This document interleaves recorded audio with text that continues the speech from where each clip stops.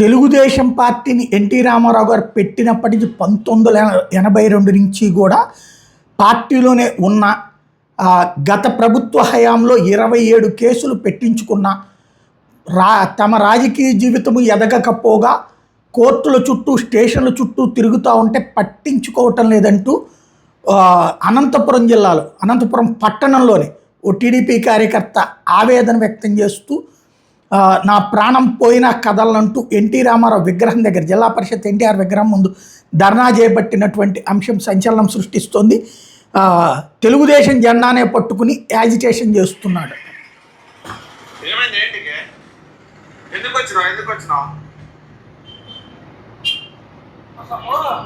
నిరంతరం కష్టపడి భార్య పిల్లల్ని వదులుకొని నాశనమయ్యి నా భార్య పిల్లల్లో 2 సంవత్సరాలు అవుతుంది. నీ బతుకేమైంది? దానికే నువ్వు సమాధానం చెప్పని నా భార్య అడిగింది. అందుకే తెలుగుదేశం జెండా ఎత్తి నా సమాధానం చెప్తా. అంటే ఏం చేస్తావు ఇడా? ఎందుకు వచ్చినావు అంటే సడన్ గా ఏమైంది? చావ వల్ల బతకాలని వచ్చిన సార్. అయ్యి అట్లా పనులు ఏంటికి చేస్తావు సార్? అట్లా పనులు ఏంటికి చేస్తావు సార్? ఏమైంది? నా జీవితం ఏమైంది సార్?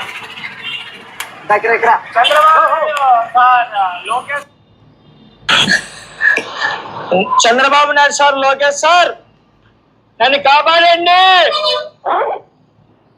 నా జీవితం నాశనమైంది. 27 కేసులు 2019 నుండి 24 వరకు ప్రతిరోజు జైల్లోనే బతికినా సార్. నేను టిఎన్ఎస్ఎఫ్ రాష్ట్ర అధికార ప్రతినిధి, చిత్తూరు పార్లమెంట్ కోఆర్డినేటర్ సార్. నేను నా జీవితం 2 సంవత్సరాలు అయిపోయింది. నా జీవితం నాశనం అయిపోయింది. నా జీవితం నాశనం అయిపోయింది సార్.